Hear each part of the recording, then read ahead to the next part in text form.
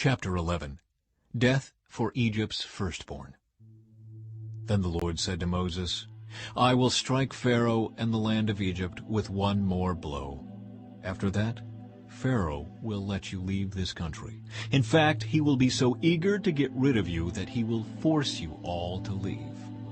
Tell all the Israelite men and women to ask their Egyptian neighbors for articles of silver and gold.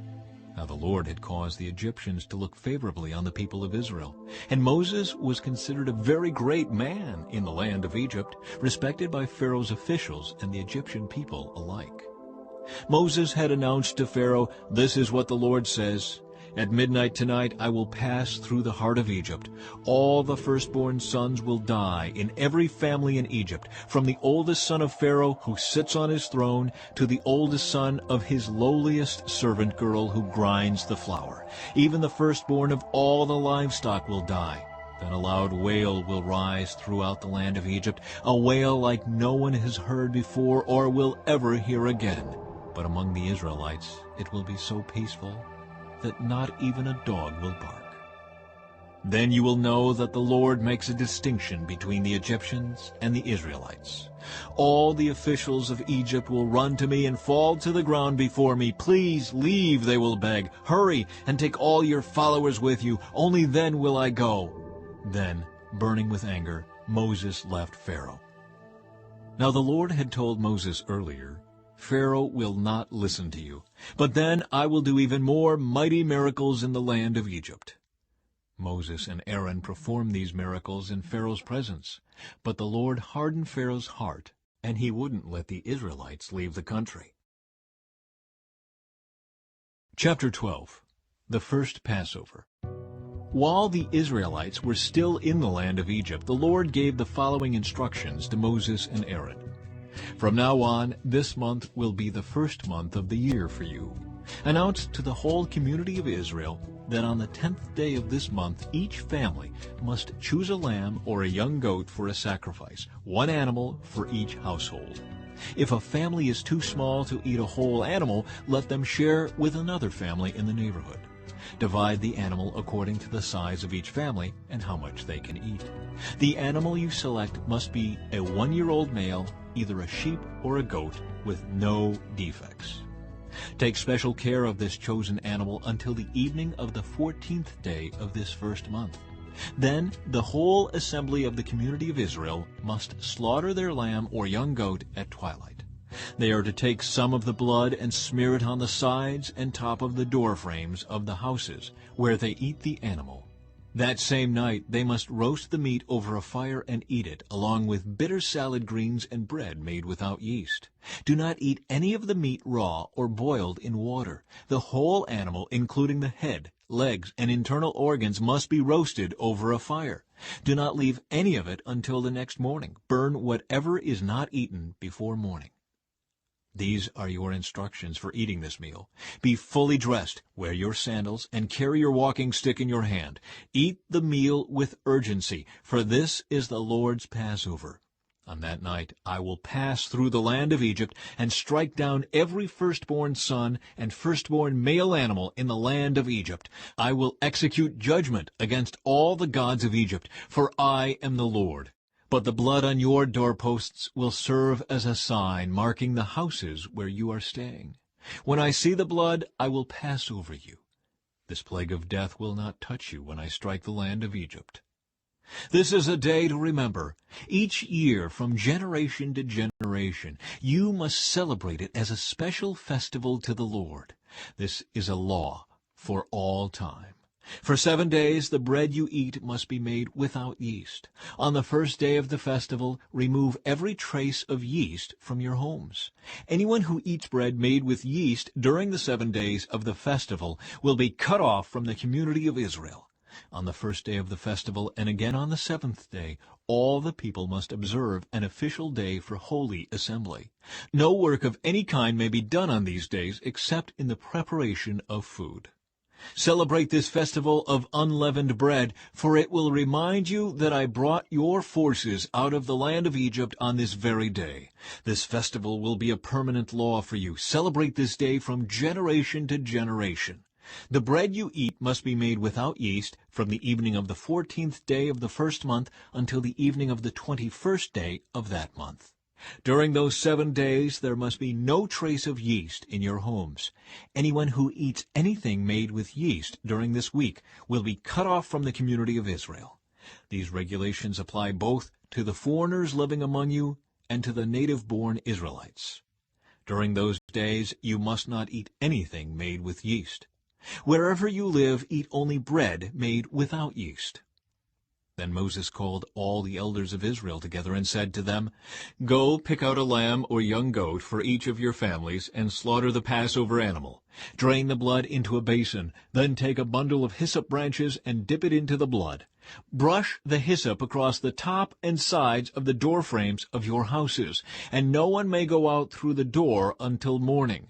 For the Lord will pass through the land to strike down the Egyptians. But when he sees the blood on the top and sides of the doorframe, the Lord will pass over your home. He will not permit his death angel to enter your house and strike you down. Remember, these instructions are a permanent law that you and your descendants must observe forever. When you enter the land the Lord has promised to give you, you will continue to observe this ceremony. Then your children will ask, What does this ceremony mean? And you will reply, It is the Passover sacrifice to the Lord, for he passed over the houses of the Israelites in Egypt. And though he struck the Egyptians, he spared our families. When Moses had finished speaking, all the people bowed down to the ground and worshipped. So the people of Israel did just as the Lord had commanded through Moses and Aaron. And that night at midnight the Lord struck down all the firstborn sons in the land of Egypt, from the firstborn son of Pharaoh who sat on his throne to the firstborn son of the prisoner in the dungeon. Even the firstborn of their livestock were killed. Pharaoh and all his officials and all the people of Egypt woke up during the night, and loud wailing was heard throughout the land of Egypt. There was not a single house where someone had not died. Israel's exodus from Egypt. Pharaoh sent for Moses and Aaron during the night. Get out, he ordered. Leave my people, and take the rest of the Israelites with you. Go and worship the Lord as you have requested. Take your flocks and herds, as you said, and be gone. Go, but bless me as you leave. All the Egyptians urged the people of Israel to get out of the land as quickly as possible, for they thought, We will all die. The Israelites took their bread dough before yeast was added. They wrapped their kneading boards in their cloaks and carried them on their shoulders. And the people of Israel did as Moses had instructed. They asked the Egyptians for clothing and articles of silver and gold.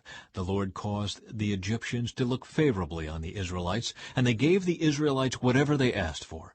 So they stripped the Egyptians of their wealth. That night the people of Israel left Ramesses and started for Succoth. There were about 600,000 men, plus all the women and children. A rabble of non-Israelites went with them, along with great flocks and herds of livestock. For bread they baked flat cakes from the dough without yeast they had brought from Egypt. It was made without yeast because the people were driven out of Egypt in such a hurry that they had no time to prepare the bread or other food. The people of Israel had lived in Egypt for 430 years. In fact, it was on the last day of the 430th year that all the Lord's forces left the land. On this night the Lord kept his promise to bring his people out of the land of Egypt. So this night belongs to him, and it must be commemorated every year by all the Israelites from generation to generation. Instructions for the Passover. Then the Lord said to Moses and Aaron, These are the instructions for the festival of Passover. No outsiders are allowed to eat the Passover meal, but any slave who has been purchased may eat it if he has been circumcised. Temporary residents and hired servants may not eat it. Each Passover lamb must be eaten in one house. Do not carry any of its meat outside, and do not break any of its bones. The whole community of Israel must celebrate this Passover festival. If there are foreigners living among you who want to celebrate the Lord's Passover, let all their males be circumcised. Only then may they celebrate the Passover with you like any native-born Israelite.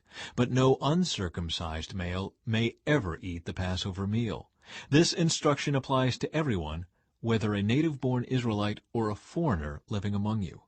So all the people of Israel followed all the Lord's commands to Moses and Aaron. On that very day the Lord brought the people of Israel out of the land of Egypt like an army. Then Peter came to him and asked, Lord, how often should I forgive someone who sins against me? 7 times? No, not 7 times, Jesus replied, but 70 times 7.